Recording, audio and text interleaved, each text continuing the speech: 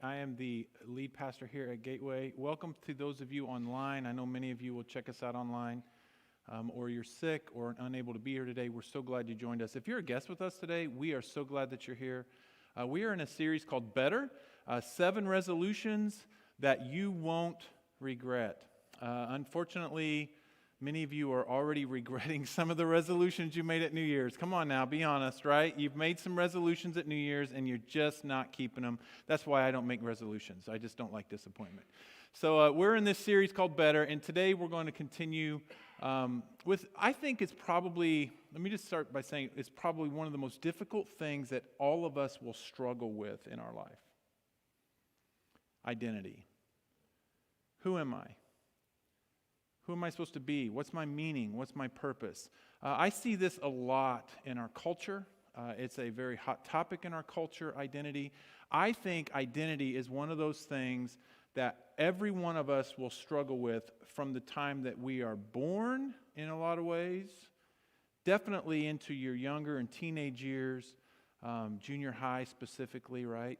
And then on into high school and college, and even now, just a personal story for me. I have what we call a spiritual director. It's a man that I meet with, and he and I are delving into this idea of identity. I'm going to be 50 next year. No, I'm going to be 50 next week. I told somebody I'm not going to be 50. I'm going to be 50. It sounds cooler, right? 50 is cooler than 50. So I'm going to be 50. And I'm still, even now, and many of you look at me and think, wow, you seem confident. I know, you seem like you know what you want to do with your life. Every one of us struggles with identity. Who are we? I think one of the reasons we struggle with identity so much is because finding yourself just isn't easy. Even though it's you, even though you know you, sort of, you might know you, but you struggle with this idea of identity because finding yourself isn't easy. I read a story that several years ago, a tourist group was traveling through Iceland. And I'm not going to, if you've ever seen the Icelandic language, I'm not going to butcher the name of this canyon, but it's Eldgjá. I said I wouldn't butcher it. Iceland, they were traveling through Iceland and they came to this famous canyon and they all got out of the tour bus and they started taking the tour and they were touring this area of Iceland. And a woman, right before they decided they were about ready to finish the tour, a woman decided that she was all wet and sweaty and she was going to go change her clothes. She brought a change of clothes. And so she left the group for a few minutes, went in and changed her clothes and came back. But the problem was her neighbor, the person that was kind of her partner, when she came back, didn't recognize her. She identified her by what she was wearing. She made note in her mind of what she was wearing. And so the woman who was looking at the neighbor and not recognizing her went to the leader and said, "Someone's missing. Someone's lost. Someone's not in the group and we're getting ready to leave. There's a problem. Stop. Let's not leave. My partner is missing." And so the leader of the group gets up and the whole group, and there's like 50 or 60 people, and he says, "Hold on, folks, we can't leave yet. Someone is missing." And they gave a description of the person, about the best way that the person that was with her could describe her. And they gave a description of the woman and said, "If you've seen this woman, let us know." Nobody had seen her. And so they began this search for hours upon hours upon hours. They called the Coast Guard, and they were getting a helicopter prepped. And finally, at 3 a.m, the search came to a halt, only to realize that the very person that they were looking for was in the search group. She didn't even recognize herself. There are days in my life that I relate to this woman. That sometimes I don't even recognize myself. I can't tell you exactly who I am at this moment. I feel for the woman because I've had days like this. Days that I just had trouble knowing who I was. And even when someone describes it to me, it's still fuzzy. Days that we struggle to know ourselves, to recognize even the basic descriptions of who we are. It can be hard to find yourself, no matter how hard you try. Listen, mistaken identity is something that we all live with. And the reason is because mistaken identity is easy. It's easy. I apologize. You know how to fix that, Corey, right? Right-click and clear the media. I did that to them. They're back there looking at me like, why can I not see that? Every slide, you just got to clear the media. You guys can see it, right? It's putting the words over there we go. Can you see that better? So, mistaken identity is easy. We try to answer the question, who am I, in all the wrong ways. Many of us, we look to others. We go to the facts. And we try to answer it, but there's always these ways that we try to find ourselves always come up short. We can't quite put our finger on who we are. And we go to these facts, our profession, our skills, our family origin, our birthplace, our strengths, our weaknesses, the color of our skin, the gender that we are. All of these things are ways that we identify people. And even today, people are identifying themselves in a lot of ways. And yes, these can all be facts about us and ways to describe us, but aren't we more than this? Aren't we more than our skin color? Aren't we more than our gender? Aren't we more than our skills and our talents and our careers and our education, our failures and our wins, our losses? Aren't we more than this? Who am I? That question seems really big for us today. It seems big, bigger than just figuring out what I'm good at or what I look like or what skills I have or don't have. And identity, as I said, is a hot topic in our culture today. You can't turn the news on without hearing something about identity. Whether it's ethnic identity, gender identity, sexual identity, identity is big. Because all of us are struggling to know exactly who we are. All of us are really having a hard time finding the answer to that question. Who am I? Because deep down inside, like me and you, we all know that we're more than the labels that people put on us. You don't even have to be a religious person. You don't even have to be a Christian here today. And maybe you're listening online or you're here and you're just checking this out and you're not sure about Jesus and you're not really religious. You don't even have to be a religious person to know that this is true. That everyone struggles with meaning and purpose and value and identity in their life. The question today is big. It's even critical that we get this right, that we answer who we are correctly. Why? Because the consequences of not knowing who we are big. There are consequences of not knowing who you are. The consequences are this. If I don't know who I am, then I begin to look to others and what they think about me. And isn't that a slippery slope? Because people are fickle. What people think of you changes. It changes based on your behavior. It changes on how you achieve and how you fail. People's opinion of you changes. Who wants to know their identity based on what other people think of them? The problem with others and pointing to them and trying to figure out who you are and what other people is just that. It moves.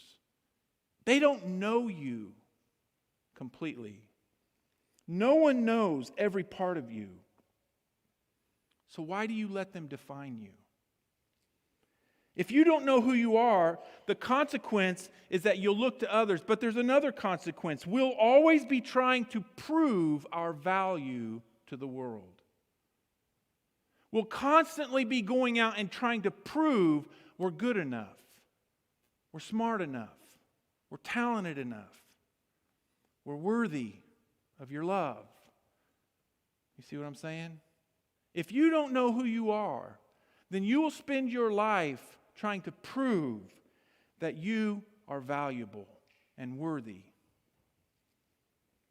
Our perceived value almost always is tied to our identity, who we think we are.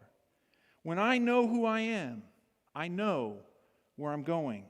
And the opposite is true. When I don't know who I am, my purpose and my meaning in life is fuzzy. So we constantly try to prove ourselves to others that we're valuable, that we're worthy of their love. But there's a third consequence of not knowing who you are. One, you look to others for their opinion of you. Two, you're constantly trying to prove yourself to them. But the third one is this: mistaken identity makes relationships hard. And we all want to have good relationships. We all have broken relationships. We all have relationships that aren't so good. We have some that are good. But here's the thing: relationships that are based on me trying to find validation from you doesn't always go well. It's hard to have a healthy relationship when I'm constantly looking to you to validate me. When you don't know who you are, when we don't know who we are, we will instinctively build our identity around the people around us. Paul Tripp, who's a pastor and a therapist, well-known author, he said this: human relationships are unable to provide us with life, contentment, happiness, and joy. So, when we ask them to be our source of identity, it's only a matter of time before they fail us. So the consequences of not knowing who you are is that you will look to others for your identity. That'll fail you. You'll be constantly trying to prove yourself to others. That'll fail you. And you'll look to other people to validate who you are in your relationships, and those relationships will fail. So how do you answer this big question of who am I? How do I know who I am? Do we listen to others? Do we spend our life proving that we matter? Do we find it in other relationships? Do we look to our talents and all of these things? Well, there's a story in the Bible that's kind of a unique story to this topic, but I think it fits really well. It's a story about Jesus and the first calling of his disciples. The first time he ever went to his first disciple, and he said, "Come and follow me." Look at verse 18 of Matthew chapter 4. One day, as Jesus was walking along the shore of the Sea of Galilee, Simon, also called Peter, maybe you've heard of him, right? And Andrew, maybe you haven't heard of him, throwing a net into the water. Now listen, for they fished for a living. For they fished for a living. So here's Jesus walking along the shore, and he sees these men, and he identifies them as fishermen because of what they were doing. And this is the first thing that I want us to understand, is that we are known by what we do and don't do. How many of you have ever walked into a room of strangers and you walk up and one of the first things you say is, "So what do you do for a living?" Why do we do that? Why don't I walk up to you and say, "So, how tall are you and how much do you weigh?" I mean, that's a qualifying identifier, right? We walk up to people and say, "So, tell me what you do for a living?" We do that because, one, we might be interested, and two, we may not be interested. We may not care. We just are trying to get a handle on who you are. We identify with people by what they do. But these men, for them, there weren't a lot of options. If you lived along the shores of the Sea of Galilee, there's only a few things that you probably did with your life. Fishing was one of them. You might say that they were small businessmen, because this was a bustling community and travelers coming in and out, and this is how they made their living. They weren't wealthy, they were poor, but they made just enough selling fish to survive. Their life, their living was tied closely to what they did every day, and so is yours. What you do with your time, what you do with your days, in some ways it does define you. Unfortunately, this is true for us. What do you do for a living? What do you do with your time? But this goes both ways, right? Not only do I identify with people by what they do and don't do, but we sometimes identify people by what they've done. Our identity is tied to the good that we do in life, but sometimes and many times it's also tied to the bad that we've done. Our mistakes, our failures tend to define us. That bankruptcy, that divorce, that time you let your kids down, that time you let a friend down or a spouse down. Unfortunately, our identity comes from the choices that we've made. The good choices and the bad ones. The mistakes, our careers, our appearance, our likes, our dislikes, our ways that we choose to be identified in this world. But aren't we more than what we do or have done?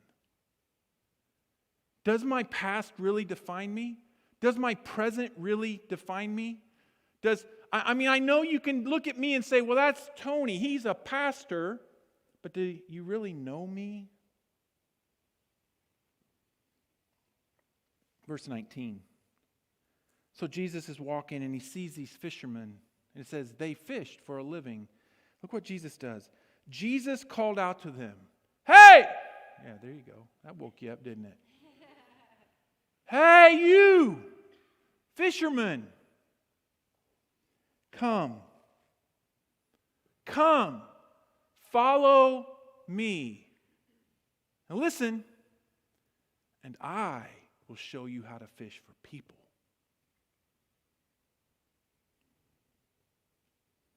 But I'm fishing for fish. This is who I am. This is what I do.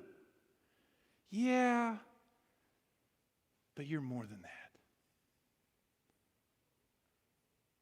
Jesus always sees more. He sees you. He knows you. He knows your past. He knows what you've done. He knows what you do. He knows what you did last night. He sees more than you could ever imagine. And yet he still says, come on, let's go. Follow me. Others saw fishermen and husbands and fathers and tax collectors, rough, uneducated men, undesirably located in a place in the world that nobody wanted to live. These were poor, smelly, sinning, challenged people who were chained to an identity that says they were nothing. I'm pretty sure that People magazine did not come looking for fishermen in Galilee to be people of the year. But Jesus saw more. He looked beyond the normal, stereotypical ways that people identify others. Jesus saw beyond what they did. He saw beyond, and he saw their purpose and their meaning. He saw more. Jesus saw beyond the rough, uneducated lives. He saw beyond the sum of their wins and their losses. Jesus looked beyond their triumphs and their wins. He saw beyond their bank accounts and the meager existence that they tried to eke out every day of their life. Jesus didn't judge them based on what they did or didn't do. He looked at them for who they were. Children of God. Children of God. He saw beyond the sin, and he called them to belong and to be a part of what he was doing. Jesus invited them to come and belong and become more than what they were. Jesus invites them to be a part of something bigger than themselves. And Jesus sees you too. And he sees me And he sees everyone in this community and in this world. Look at verse 20.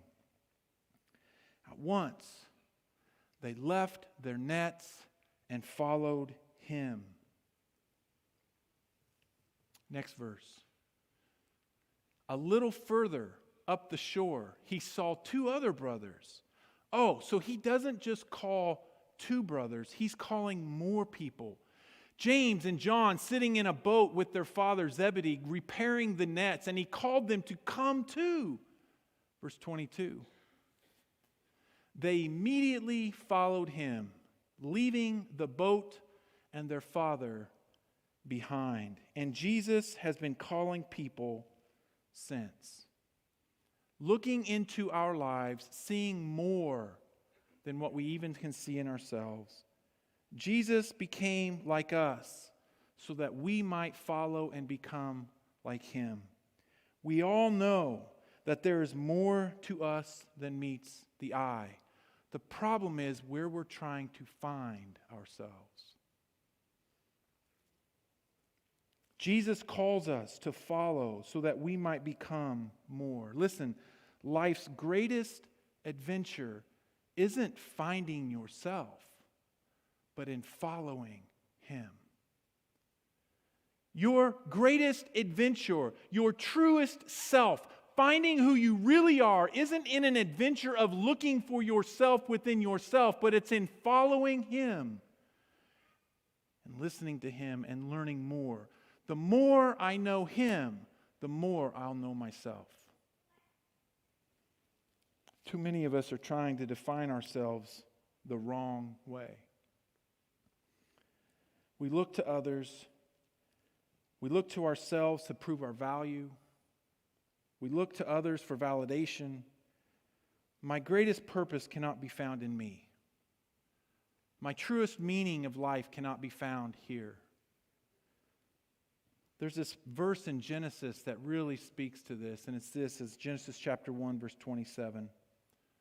So God created human beings, listen, in his identity, in his image. In the image of God, he created them. Male and female, he created them. My identity is tied so closely to who God is that I cannot find myself without him. I cannot know my purpose and meaning. I can't be a part of something that's bigger than myself unless I am following him. Jesus is the visible image of the invisible God. If you want to know who you are, if you want to know the true you, stop looking to what others think. Stop looking for your identity through your race or your gender or your sexuality, your wins, your losses, your triumphs, your failures. Stop looking to your past and what you've done, and stop looking to what you do today. Your truest identity, the things that define you, only God can do that. Look to him.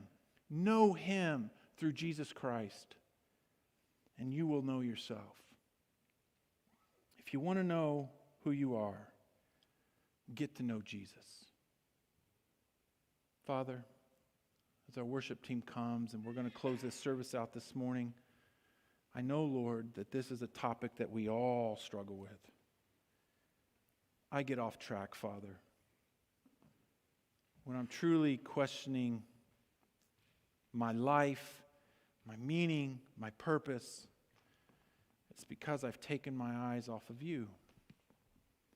I start to look to my skills, my talents, my abilities. I start to look at my failures, my successes, and I try to sum all that up into who I am. And the truth is, Lord, there's more to me, and you see it. May we all in this place, in this moment, be available to lay down whatever it is we're holding on to, whatever we're afraid of. May we put those nets to the ground and follow you. So as we sing, Father, may we decide today. There are people here, Lord, they want to know more. They want to know more of you. in these moments as we sing, speak to them. And as we sing this song, you can pray to God right where you're at and say, Jesus, I'm laying down my nets and I'm following you. I want to know who I am. I want this adventure of not finding myself, but of finding you.